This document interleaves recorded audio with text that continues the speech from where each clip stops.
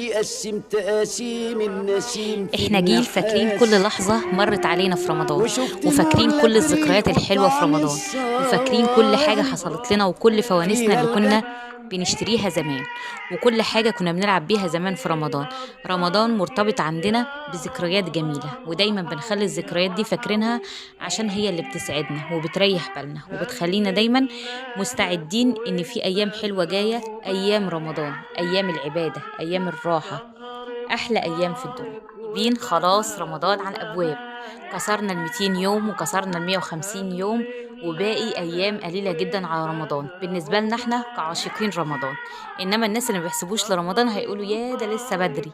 إنما احنا عاشقين رمضان بالنسبة لنا خلاص رمضان على الأبواب. دخلنا في ربيع تاني، فاضل لنا جماد أول وجماد تاني ورجب وشعبان. احنا بنحسب كعاشقين رمضان من أول رجب، يعني بنحسب بالأيام بتاعتنا لأول رجب. أول رجب أول الأيام الحلوة، أول الروحانيات، أول العبادات اللي بنبدأها استعدادا لرمضان. فبالنسبة لنا كعاشقين رمضان خلاص رمضان على الأبواب.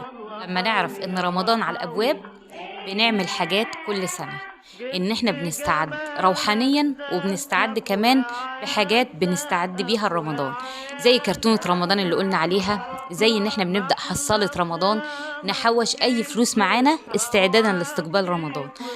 في ناس كتير هيقولوا رمضان مش أكل وشرب، رمضان مش مصاريف، رمضان زي أي شهر عادي. لا أبدا، رمضان مش شهر عادي، رمضان أحلى أيام السنة، رمضان أحلى شهر في السنة، رمضان بالنسبة لنا أحلى أيام ولازم نستعد لها عشان تعدي علينا وهي فعلا أحلى أيام.